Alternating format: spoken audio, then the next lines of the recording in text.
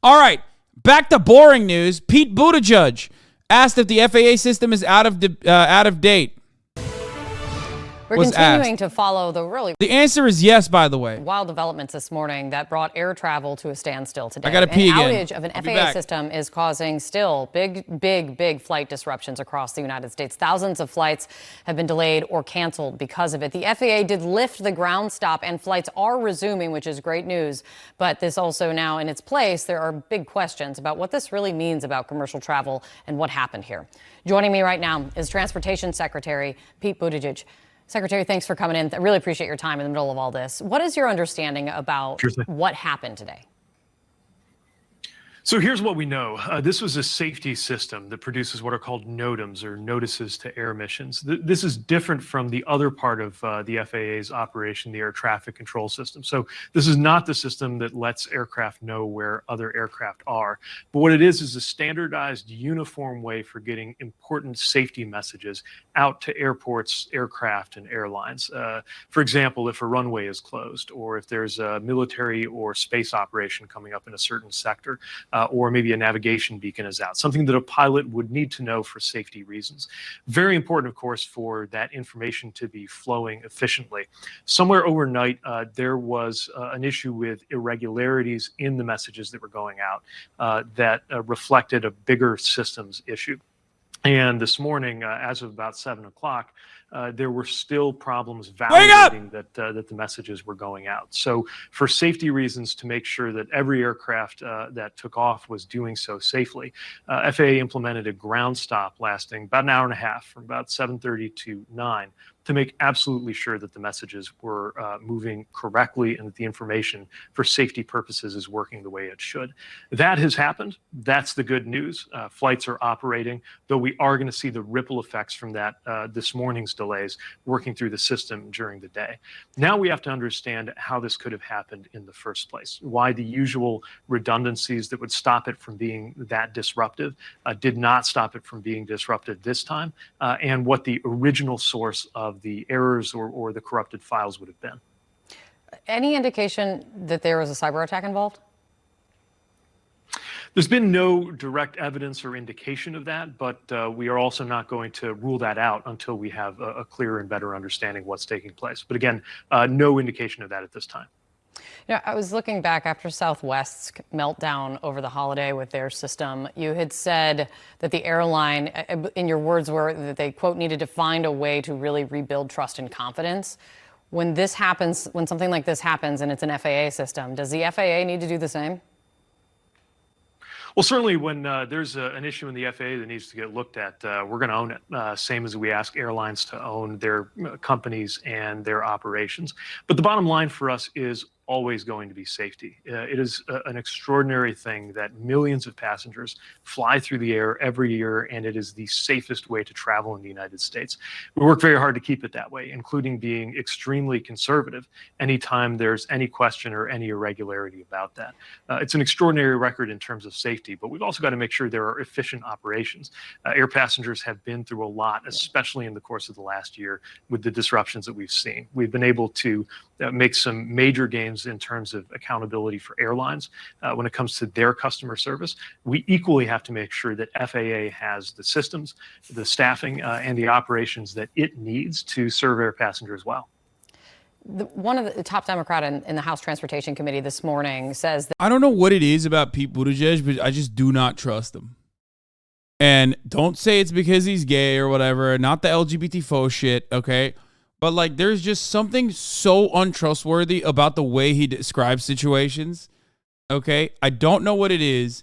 Maybe it's the CIA training, but it's just like I will never, whenever I listen to him, he could be telling me, like, objectively true things that he is unironically being truthful about. And I'm just like, nope, can't trust you. I'm sorry. I don't know what it is. Could be Ohio. Could be the Ohio. Could be that he's Italian. These are both factors in consideration. Him being gay is not one of them, okay?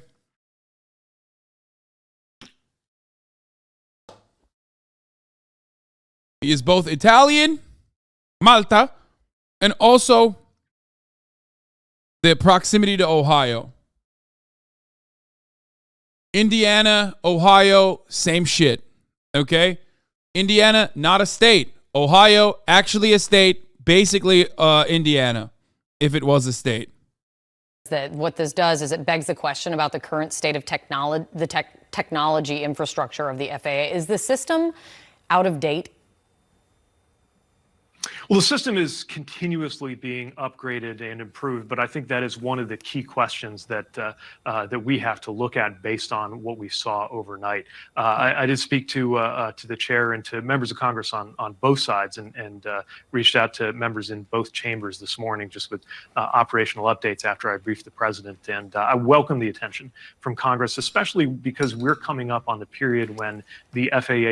There's something so funny about Indiana that Ohio is the first thing that comes to mind when even thinking about Indiana. Like, that's how washed it is, that it can't even be mentioned in like a negative light as an own immediately.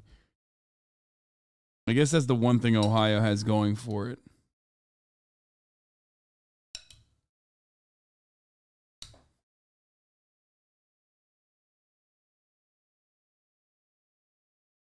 A reauthorization of and then Indiana always has Wyoming, you know what I mean? It's the same shit everywhere, okay? It's the same shit everywhere in America. It's like, no matter how dog shit your state is, there's always a state that's worse, that's like neighboring, that you can always point to. It's like Alabama and Mississippi, okay? They're constantly passing the fucking ball to one another of like, who is objectively the absolute worst fucking place. 5-year bill that provides funding and direction for the FAA is coming before Congress. It is the right time for us to be taking up those questions. More broadly, if this one issue, and I'm just going to call it a computer glitch, and I know there's going to be a more technical term for what happened, if this one issue can essentially paralyze the entire U.S. domestic flight system, even for an hour and a half, it does beg the question for, I know people are asking, is how vulnerable is the system? And should people be worried? Well, what people need to know is that FAA will always act to make sure that passengers are safe. And part of what you saw this morning was an act of caution to be sure until it was 100% airtight that the system was working properly, even just for delivering messages, that we had that ground stop. But I do think that broader question is a real one. What are the redundancies? What are the backups? What are the means to make sure that a disruption like this does not happen? Because what you saw this morning was something we haven't seen in a very long time. And we need to design in a field that's changing a lot and is going to be changing a lot more in the years to come. We need to design a system that does not have those kind of vulnerabilities. Just really quick. Dude, he just like, he is physically incapable of answering straightforward. It's just not happening. Give up. Pete Buttigieg is never going to answer you in an adequate way.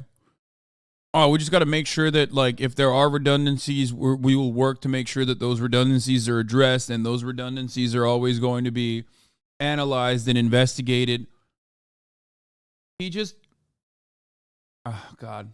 I mean, do you see what happened this morning as just as acceptable? Like, does all right, let's move on. Let's get to the classified document saga, which is false and fake. I mean, not false, but like, it's just Republicans are trying to make this happen. Let's see if they get any luck out of this. President Biden's response to the documents marked classified found at his former office. Before his return from a trip to Mexico, Mr. Biden said he was, quote, surprised by the discovery, and the White House is fully cooperating with the Justice Department review. Republicans in Congress have launched their own investigation. Adriana Diaz broke the story, and she joins us with the very latest. Adriana, good morning.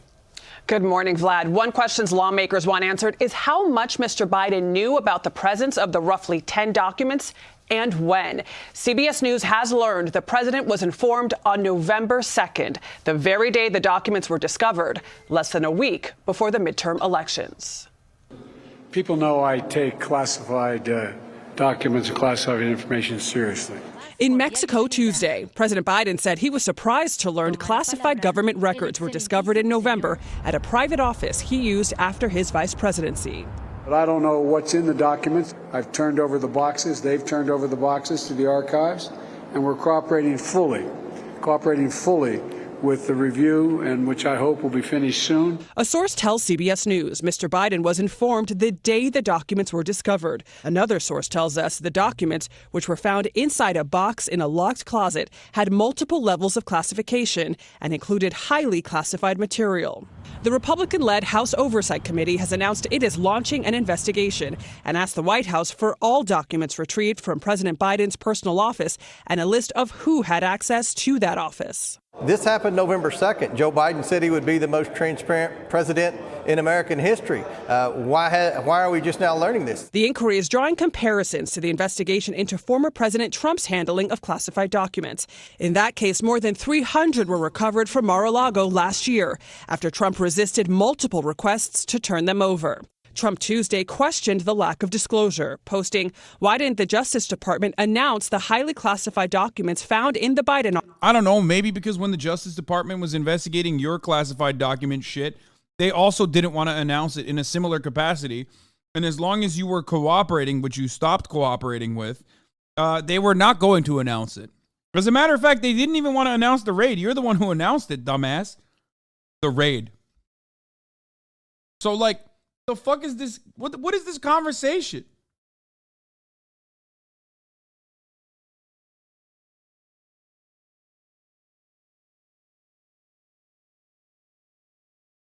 It's just funny because honestly,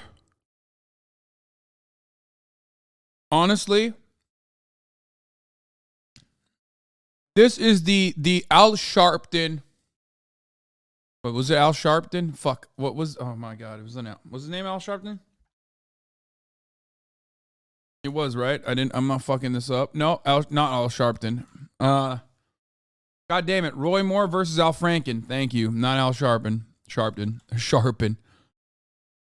This is the Al Franken conversation to Roy Moore. Like, one of the allegations is like way more serious than the other, but Republicans are like, well, it's in the same range, so it must be the same.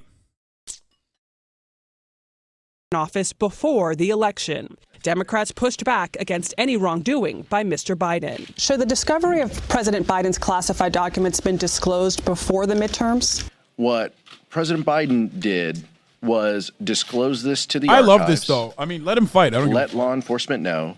That is exactly the way that you should handle this. A source tells CBS News the Justice Department's review, led by U.S. Attorney John Lausch, a Trump appointee, is largely done.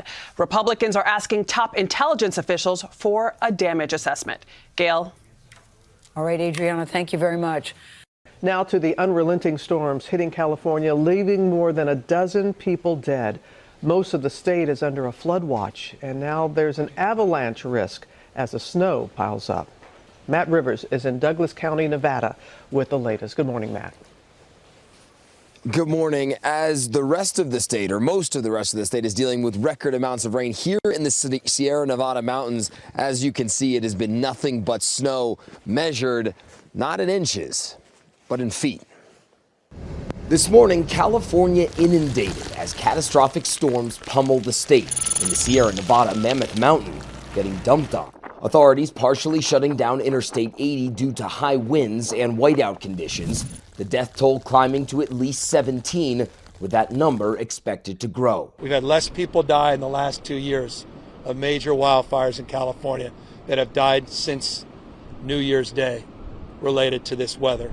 As the state gets hit from the north to the south, rushing water.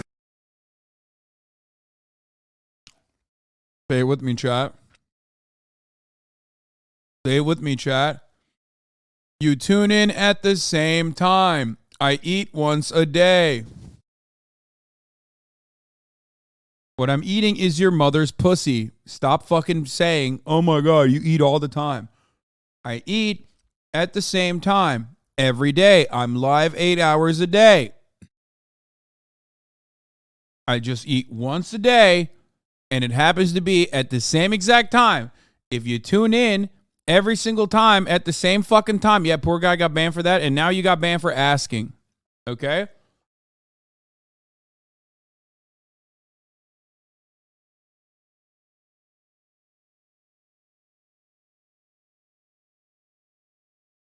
People literally think I'm like a robot. It's crazy. Turning roads to rivers. The Golden State has gotten between 400 to 600% above average rainfall totals. Some parts seeing more than 36 inches of rain since Christmas. That's put 90% of residents on flood watch. In Montecito, tractors working to clear the mud-covered roadways while residents wait under evacuation orders. Across the state, tens of thousands ordered to evacuate and hundreds of thousands more hunkering down, affected by power outages, flooding, lightning, and even hail in San Francisco. Forecasters now warn that storms will continue for at least another week and could bring up to 10 more inches of rain to Northern California in the coming days. In the past 24 hours, dozens of dramatic incidents across California. In the Santa Cruz area, this tree ripped from the saturated ground. And Michael, there has been so much snow in parts of the Sierra Nevada mountains that in just the last month, they've gotten more snow here than they would normally in an entire season. Michael? Oh, that could be overwhelming, Matt. Thank you so much for that. Hi, everyone. George Stephanopoulos here. Thanks for checking out the ABC.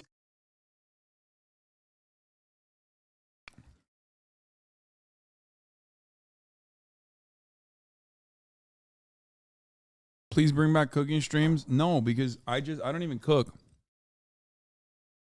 Are you safe where you are? Yeah. I was a little worried that like I had some flooding or something going on because like there was like a smell of sewage. And I was legitimately worried, but first of all, the rain has stopped, luckily, today. And secondly, it was nothing. The smell has gone away, so we're good. New details. I'm skipping the Massachusetts mom. I don't know what this is, but Now new to the details in the Idaho College murders. Idaho College murders investigation. Brian Koberger, the suspect, is due in court tomorrow as students return to classes. And investigators share new details about what he was doing before his arrest. Mola Lengi joins with the details. Good morning, Mola. Well, good morning, George. Those new details are shedding light on how investigators say they were able to link Koberger, the 28-year-old PhD student, directly to the crime scene and the murder weapon.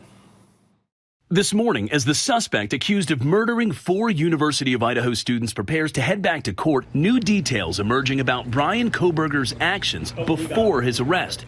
ABC News learning from a law enforcement source that federal investigators observed him in Pennsylvania around 4 a.m. as he discarded garbage in his neighbor's trash. Guys, stop saying this is Germa. Germa's not real. This is, however, what would be Germa if Germa was real. Just days before his arrest, trash ending up being key in the case.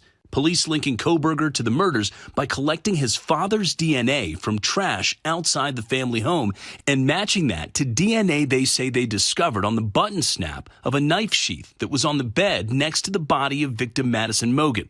If I had 1 or 2 words to describe Maddie Mae, it would be just an angel, and that she just made me proud.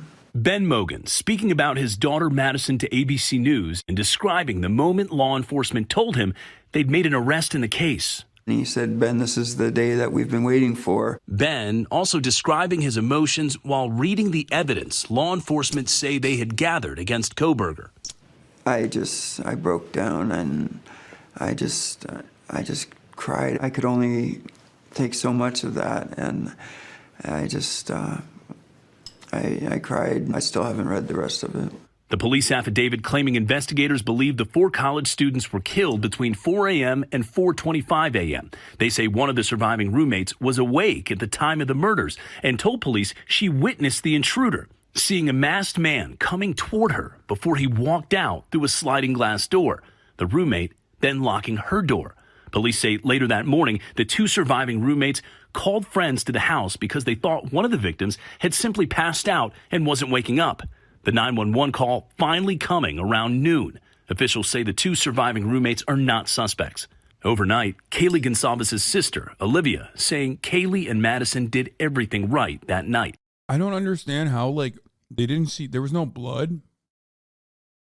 Like, it actually is, there's so much that's confusing to me. They went out together. They called for a ride. They went to a known establishment. They did everything you would want your daughter or your sister to do in that situation. You're supposed to grow up together. That's your God-given best friend. And so we're left with not only missing them and exactly who they were, but wondering who they were going to become. On the University of Idaho campus, second semester classes began this week with heightened security. Meanwhile, Koberger, who was extradited back to Idaho last week, is scheduled to be in court tomorrow morning, guys. Okay, Mola, thanks. Let's bring in our chief legal analyst, Dan Abrams. And Dan, that evidence from the trash bin so damning. Well, because they were able to link that back to the crime scene. That's why it's so damning, is they've got this knife sheath that's at the crime scene where they find DNA that matches the family of Brian Koberger. That's why it's so damning. Now, this does raise another question, right, which is supposedly this criminology student, right, who knows the way that things work. It shows you that if he is actually the guy, boy, was he bad at this. I mean, he made mistake after mistake after mistake. And in this case, the authorities actually watching him. So not only do they end up with the DNA evidence, but they have an additional piece in that, well, wait a sec, why is he trying to bring this over to his neighbor's garbage? It seems like they have a strong case against him. Could he try to strike a plea deal? And if not, as a defense attorney, how do you approach it? Well, so first let's talk about a possible plea deal. We talked about this the other day with George. The only thing I think that prosecutors would consider accepting. Of course, the guy who's responsible for the Cops TV show is going to be backseat crime advising him on this.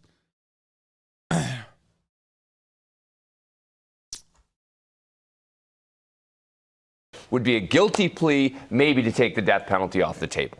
That's the only kind of plea deal I could see possibly happening here. But if this case goes to trial, expect the defense to attack the buckets of evidence separately, right? They're going to attack the DNA evidence separately from the cell phone evidence. Cell phone evidence separately from the evidence of the car. What prosecutors will try and do is bring it all together and tell one story saying, watch the car, follow the cell phone, now match it with the DNA, bring it together. Defense attorneys will try and pick it apart piece by piece. You talked about the prosecutors because there's still no known motive, and there doesn't appear to be a connection between the suspect and the victims. Do prosecutors need to make a connection? Do they need to establish a motive? They don't. They don't. And that remains one of the most bizarre things about this case, right? Which is, why did he do this?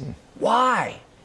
And they don't have to answer that question in court to potentially get a conviction. But the world still wants to know. The families want to know. The families want to know. Everyone in that community wants to know, why would he have done this? And this certainly does lead people to speculate, was it again just because he was a criminology student trying to see if he could somehow beat the system? We don't know. But that is something that they're continuing to investigate. Okay, Dan Abrams, thank you very much. Much more on this story is coming up. Listen, criminology students